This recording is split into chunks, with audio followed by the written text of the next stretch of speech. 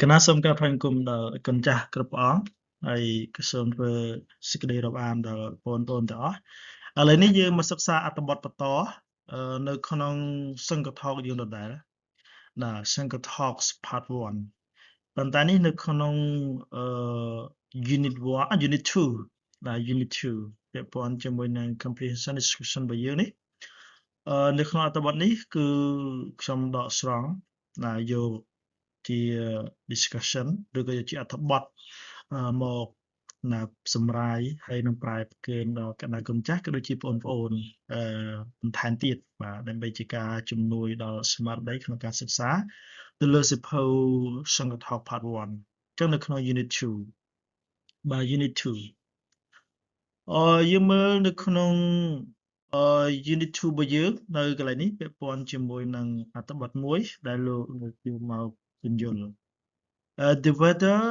is fine. The prince and his companion are out hunting. Now he entered the forest. His friend, now however get stalks. Now he see a great deer and chase it. Now the deer run away. The prince follow it. Now suddenly the half stop and the prince now fall into a ravine. He hot now he is dirty បាទអញ្ចឹងនៅក្នុង paragraph ទី1នេះលោកថាម៉េចលោកថាអាកាសធាតុបាទគឺវាអំណោយផល fine បាទល្អវាអំណោយផលបាទ fine នេះយើងប្រែថាល្អឬក៏ថាអំណោយផល prince គឺព្រះអង្គម្ចាស់បាទយើងប្រែថាព្រះអង្គម្ចាស់ prince ព្រះអង្គម្ចាស់ណា prince the prince គឺព្រះអង្គម្ចាស់ណាព្រះអង្គម្ចាស់ and his companion នេះយើងប្រែថាពួកបើយើងប្រែធម្មតាប្រែថាគូកងប៉ុន្តែនេះយើងប្រែថាពួករាជអាមាត្យណាពួកជារាជអាមាត្យរបស់ព្រះអង្គណា out hunting ក៏បានចេញទៅបុកធ្វើការបរបាញ់សត្វបាទ out hunting នេះយើងប្រែថាប្រមាញ់ឬក៏បរបាញ់ he enter ពាក្យ enter នេះយើងប្រែថាចូល of forest ព្រះអង្គក៏បានណាយើងចូលទៅក្នុងព្រៃបាទចូលទៅក្នុងព្រៃhe friend however ទោះបីយ៉ាងណាក៏ដោយដៃគូរបស់ព្រះអង្គក៏ដូចជាពួករាជអាមាត្យរបស់ព្រះអង្គ get stuck ក៏បានជាប់នៅក្នុងព្រៃបាទជាប់នៅក្នុងព្រៃ stuck នេះយើងប្រែជាប់ឬក៏គាំង stuck បាទ he see a great deer and chase it ព្រះអង្គម្ចាស់បាទព្រះអង្គម្ចាស់លោកក៏បានឃើញសត្វក្តាន់មួយក្បាលដែលស្អាតហើយព្រះអង្គក៏បានធ្វើការបរបាញ់វាឬក៏តាមប្រមាញ់វា chase នេះវាប្រដេញឬក៏ប្រមាញ់ណាប្រមាញ់ហើយ eat នេះគឺជំនួសឲ្យសត្វក្តាន់នឹងឯងបាទវាជា object pronoun បាទthe deer run away សត្វក្តាន់នោះគឺវាក៏បានរត់គេចទៅបាទសត្វក្តាន់ហ្នឹងក៏បានរត់គេចទៅឬក៏រត់ចេញទៅ the prince now follow it ណាព្រះអង្គម្ចាស់លោកក៏បានណាដេញតាម follow បាទដេញតាមបាទ follow ទីនេះយើងប្រើដេញតាមសក្តានហ្នឹង suddenly បាទវាគឺជាពពោះ adverb បាទយើងប្រើថាភ្លាមនោះ suddenly ភ្លាមនោះ the horse stop and the prince now fall into a ravine ណាសេះហ្នឹងវាក៏បានឈប់ឬក៏ទុច stop ទីនេះបាទសេះហ្នឹងវាក៏បានឈប់ឬក៏ទុចហើយណាព្រះអង្គម្ចាស់លោកក៏បានធ្លាក់ពីលើក្នុងសេះចុះទៅក្នុងជ្រោះជ្រៅ ravine នេះយើងប្រែថាជ្រោះជ្រៅបាទជ្រោះជ្រៅចូលទៅក្នុងជ្រោះជ្រៅ ravine ចូលទៅក្នុងជ្រោះជ្រៅហើយព្រះអង្គម្ចាស់គឺណាមានការឈឺចុកចាប់បាទហេតុនេះយើងប្រែថាឈឺចុកចាប់and dirty ហើយព្រមទាំងមានការប្រឡាក់ប្រលោះទៅដោយធូលីដីបាទអូខេយើងមើល paragraph បន្តទៀត the deer she ណា this សត្វក្តាន់ណាបានឃើញដូច្នេះណា he is sad ណា because ណា the print is in the pan សត្វក្តាន់នោះគឺពិតជាមានការណាសង្វេគបាទសង្វេគឬក៏សោកសៅដោយសារតែព្រះអង្គម្ចាស់លោកបាទស្ថិតនៅក្នុងអ្នកដែលមានជំងឺ pain នេះប្រែឈឺបាទធ្លាក់ខ្លួនឈឺបាទ is in pain គឺឈឺបាទឬក៏ភាសាស្ដីមួយទៀតប្រែថាប្រឈួនបាទប្រឈួន pain ប្រឈួន he is suffering ព្រះអង្គម្ចាស់គឺមានសេចក្តីរងទុក្ខយ៉ាងខ្លាំងទុក្ខវេទនាយ៉ាងខ្លាំង suffering យើងប្រែថាទុក្ខវេទនាបាទ គ្របសង្កត់ The deer speak to him សត្វក្តាន់ក៏បាននិយាយទៅកាន់ព្រះអង្គម្ចាស់ថា I hope you are not into my pain ខ្ញុំសង្ឃឹមថាអ្នកគឺច្បាស់ជាមិនមានការឈឺចុកចាប់ខ្លាំងទៀតទេបាទខ្លាំងទៀតទេណា trust me សូមទុកចិត្តមកលើខ្ញុំចុះបាទដាក់ចិត្តឬក៏ទុកចិត្តទុកប្រតិមកលើខ្ញុំចុះ I will help you ខ្ញុំនឹងជួយអ្នក I will help you បាទខ្ញុំនឹងជួយអ្នកនេះគឺជាសម្ដីរបស់សត្វក្តាន់សត្វក្តាន់នេះក៏បាននិយាយថា I will help you ខ្ញុំនឹងជួយអ្នក The prince hearing the deer speak is not surprise ព្រះអង្គម្ចាស់បានឮសត្វក្តាន់និយាយថាដូច្នេះក៏មានប្រតិសប្បាយរីករាយជាពន់ពេក He is awesome ហើយព្រះអង្គក៏មានសេចក្តីខ្មាស់អៀនយ៉ាងខ្លាំងដែរ He asked the deer to help him ហើយព្រះអង្គម្ចាស់ក៏បានស្នើសុំឲ្យសត្វក្តាន់នោះជួយព្រះអង្គ The first the deer carry rocks on his back ជាដំបូងសត្វក្តាន់នោះក៏បានយកថ្មបាទយកថ្មដាក់នៅលើខ្នងបាទដាក់នៅលើខ្នងរបស់ព្រះអង្គបាទយកថ្មមកដាក់លើខ្នងដើម្បីដាក់ឲ្យផ្អែកបាទដាក់ឲ្យផ្អែកហើយព្រះអង្គនឹងក្រោកឲ្យផ្អែកថ្មហ្នឹង He is practicing to carry the print ហើយសត្វក្តាន់នោះក៏វាព្យាយាមនឹងចាប់ឬក៏ញឹងនៅព្រះអង្គម្ចាស់ Finally ជាទីបំផុត he carried the print to safety ទីបំផុតសក្តានុក៏បានលើកព្រះអង្គម្ចាស់បានដោយសុវត្ថិភាព safety នេះយើងប្រែថាសុវត្ថិភាព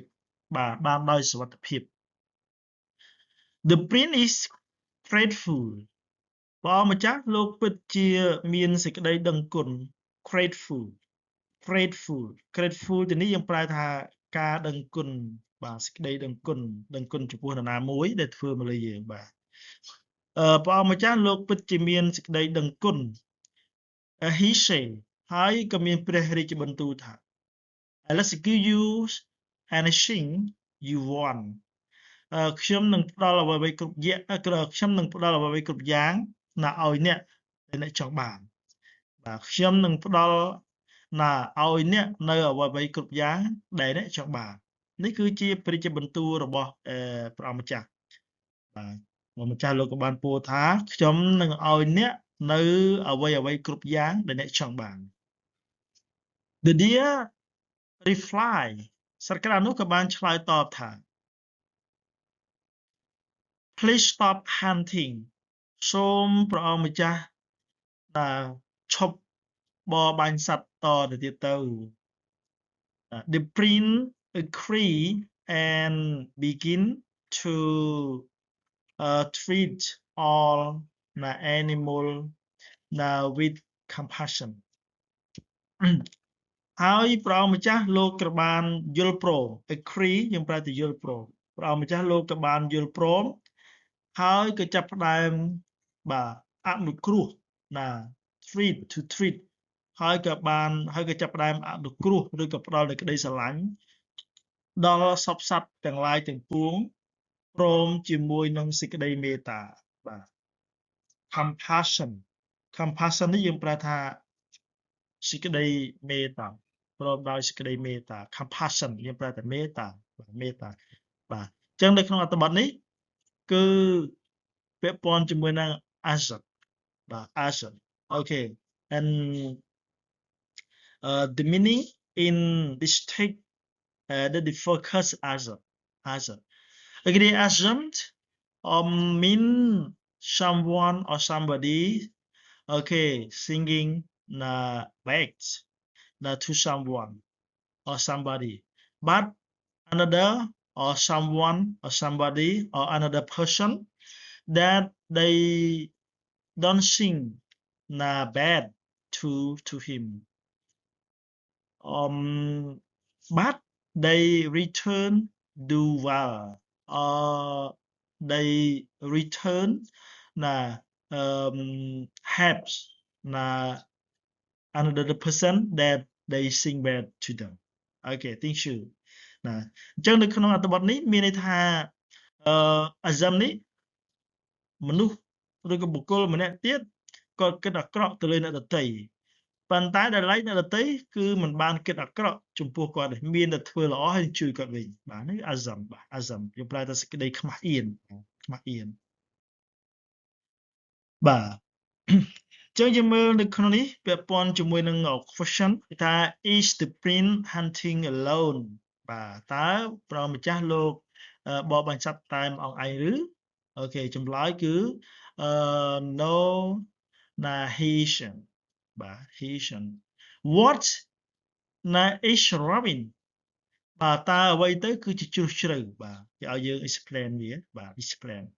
បាទចឹងនៅក្នុងមេរៀនខាងដើមមកខ្ញុំបានបញ្យល់ហើយនឹងបានប្រគិនរួចរាល់ហើយបាទ explain ប្រព័ន្ធ Robin ហ្នឹង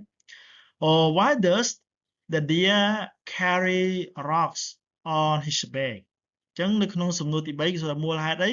បានជាសត្វក្តាន់នោះយកថ្មដាក់កល់ខ្នងរបស់ព្រះជារបស់គាត់ what does the deer ask the prince to do តើសំណុំពររបស់សត្វក្តាន់នឹងជាអ្វីដែលស្នើសុំឲ្យព្រះជានឹងលោកអនុវត្តលោកធ្វើតាមអូខេបាទនេះគឺជា answer the question in our text okay so everyone please you look at the space and like this complete the blank space using the following word vocabulary also include the word from unit 1 បាទ as the add as or change verb the turn as appropriate okay number 1 practice chef Robin suffering assume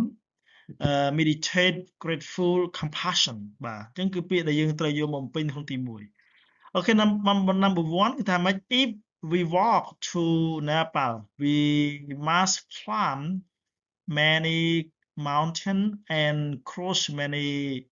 okay Robin អញ្ចឹងទី1គឺយើងបំពេញពាក្យ Robin គឺបំពេញលេខ3បាទ number 1គឺយើងបំពេញលេខ3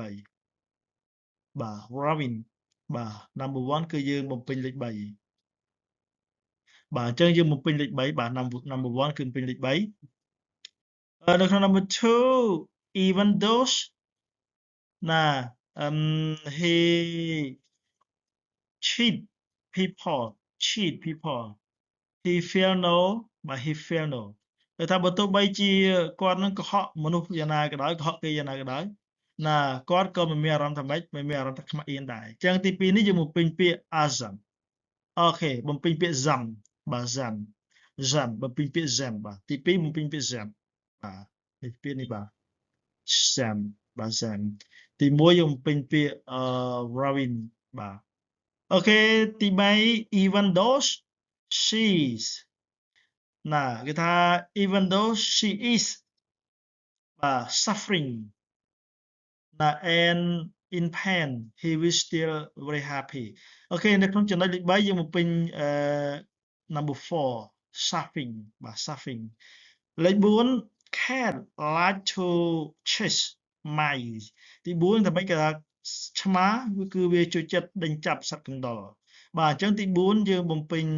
កន្លែងជ្រើសទី2គឺ yes sorry chef chef លេខ5 people who live in Buddhist monastery អូខេគេថា Buddhism អញ្ចឹងនៅកន្លែងនេះយើងដាក់ម៉េចបាទpeople who live in Buddhist monastery បាទអញ្ចឹងនៅក្នុងលេខ5នេះគឺ